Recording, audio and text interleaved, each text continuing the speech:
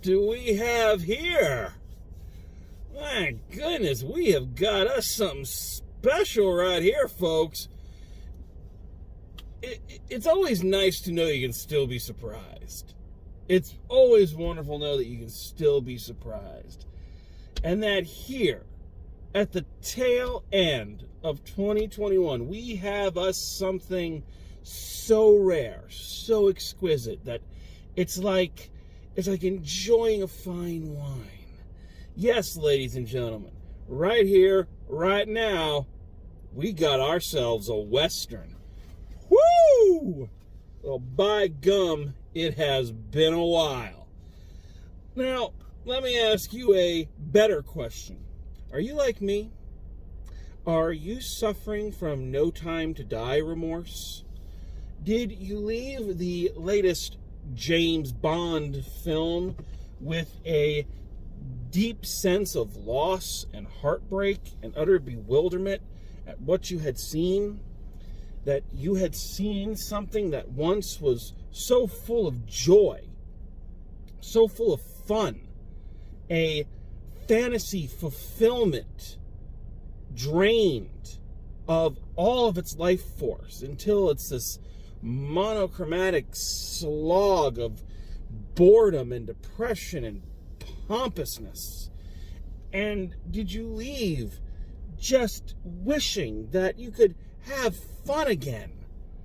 That Bond could be fun one more time?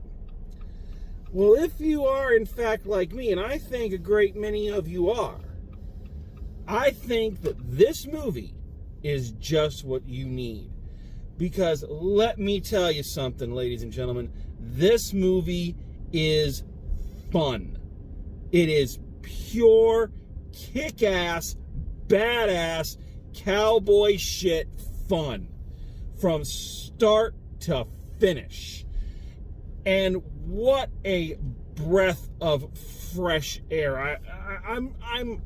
I know it's a cliche, but cliches are cliches for a reason. I literally feel like watching this movie, like all of the toxic air I had inhaled from No Time to Die has been just expelled and pushed back into the universe. I feel like my lungs are filled again. And you remember that movies can be enjoyable. And that is my biggest takeaway. I could end the review right there and just tell you this thing is just a blast. It reminds us why people love playing cowboy. That even in this day and age when the Western is all but dead, the idea of playing a cowboy is still a viable fantasy, and it's still a viable medium. What an enjoyable picture. What just a balls to the wall, kick ass cowboy film this was. So let's back up a bit. Let's back up a bit and take this a little bit from the top. So what is this film about, in case you haven't heard? So this film is about Jonathan Majors as Nate Love, whose parents were murdered back when he was 10 years old by the outlaw Nate Buck, I think his name is. His last name's Buck, played by the amazing Idris Elba.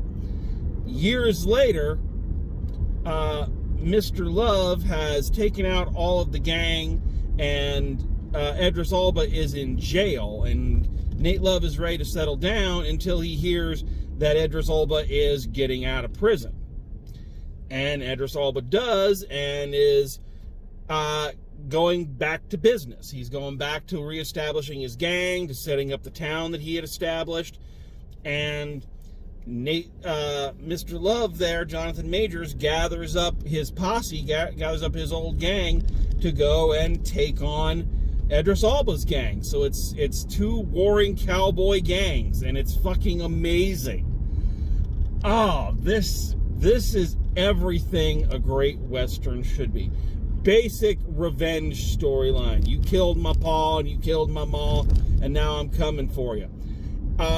Colorful, fun characters with easily distinguishable personalities and quirks and traits. Some of the best villains I have seen in a movie in a long time. These are some of the best bad guys, some of the coolest bad guys. Idris Elba, of course, is always the man, and clearly loves playing the villain. Clearly, he already has an aura about him, and the movie goes to great lengths to give him even more of an aura.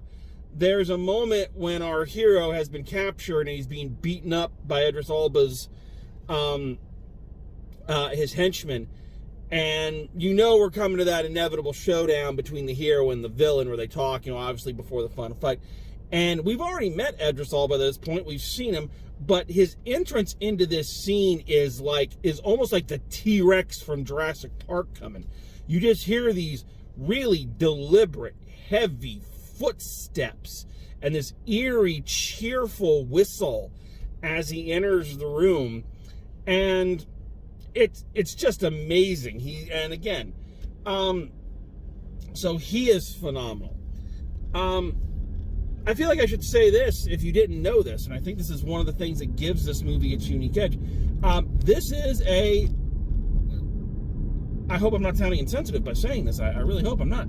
But this is a black Western. This is a black Western, predominantly black actors, and a black director, black music, and I think that's what gives it its energy. This isn't your old-timey, predictable Western. This has got a coolness factor to it that is off the charts.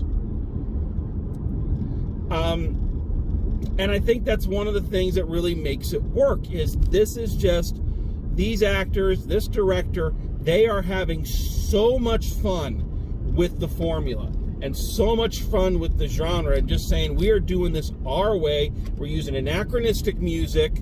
We're using a really distinct color palette.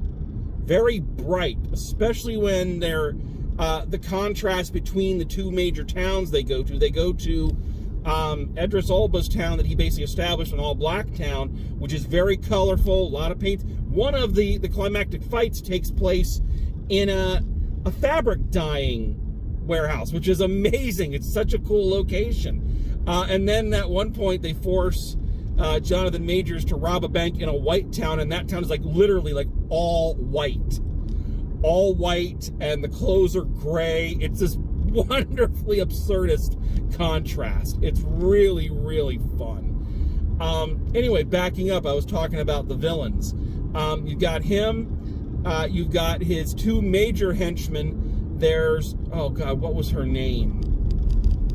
Something Smith, but he had a woman right hand who was just scary as hell, and she's the psychopath of the group, and his other henchman, Cherokee Bill, who's supposedly this fast gun, but he's an intellectual, and he speaks in very calm and very well thought out terms, and the reason he's considered the fastest is because he always shoots people in the back, and then perpetuates this myth of him being this great gunfighter. These are just great characters. A lot of fun. I'm using that word a lot in this. And we have a lot of great characters on the good guy side. Of course, you have Mr. Love. You've got his main squeeze, Stagecoach Molly, I believe her name was. Oh, she was a badass.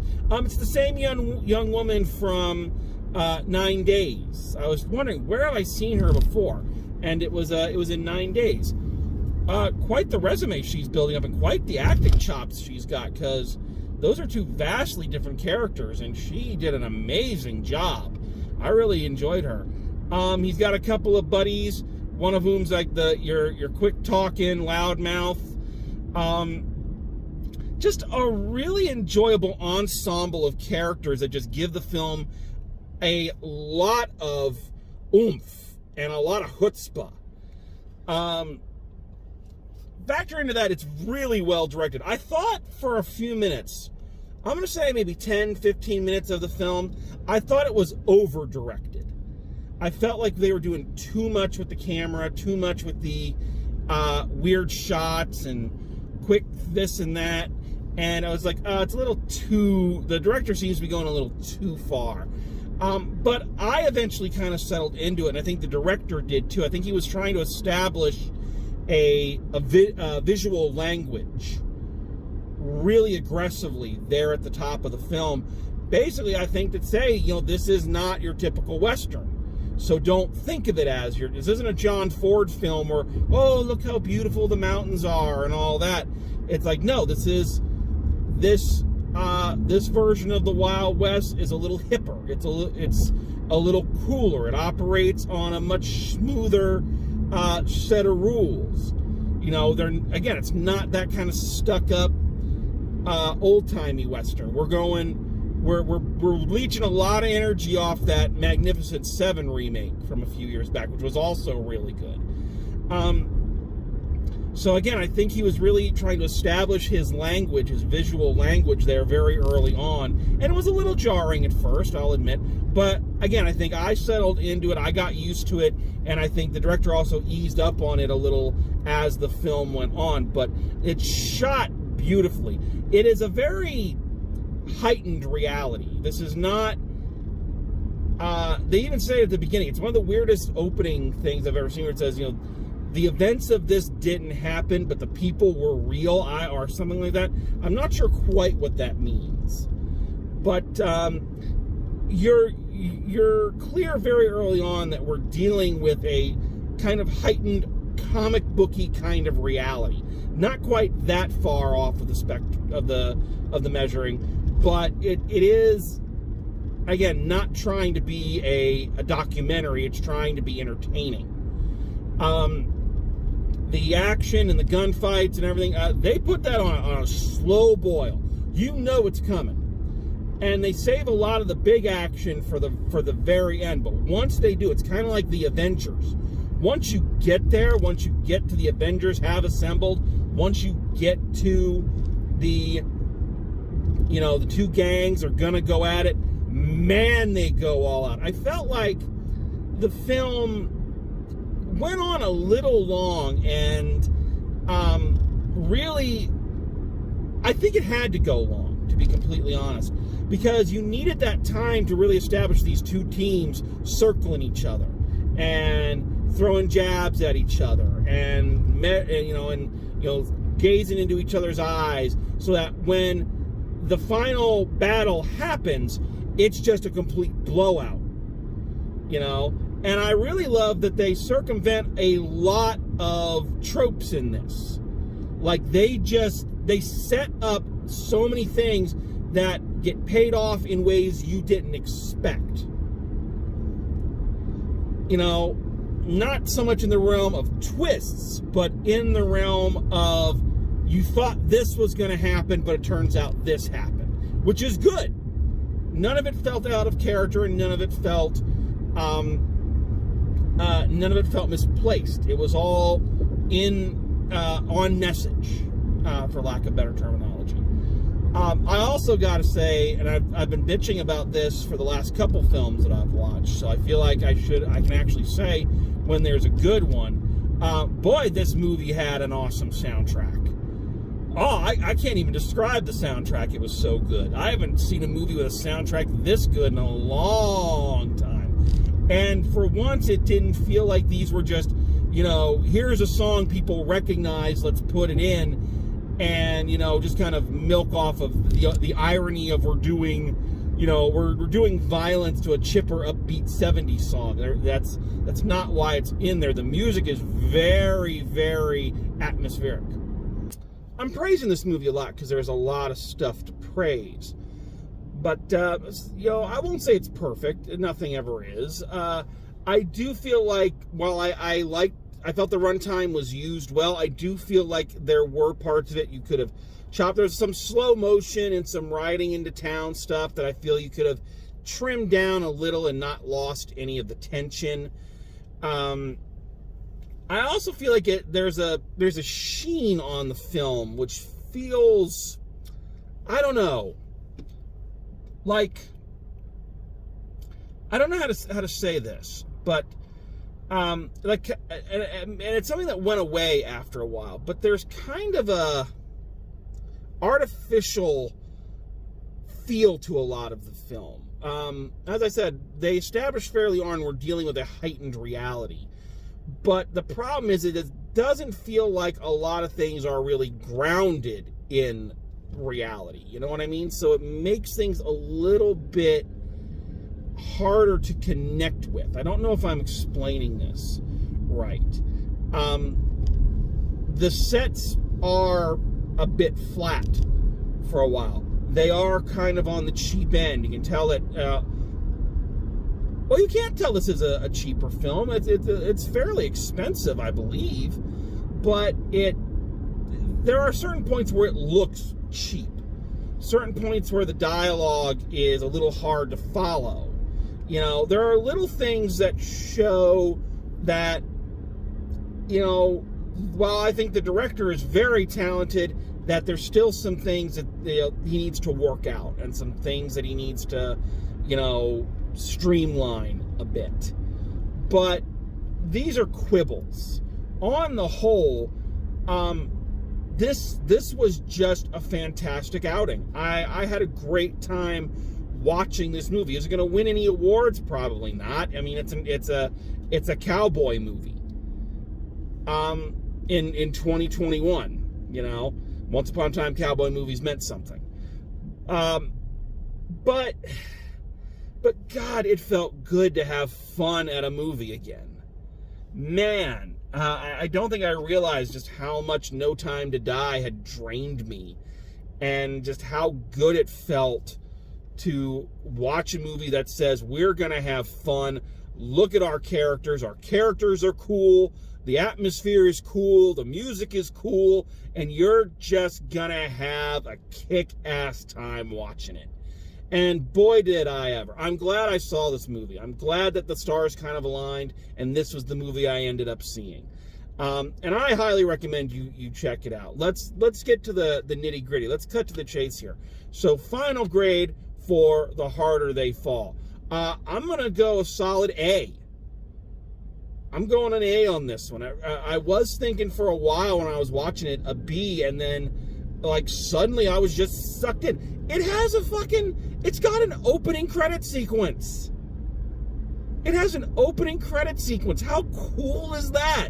When was the last time you saw a really kick-ass opening credit sequence? And it was good. It's just little things like that. I had a blast. Great time.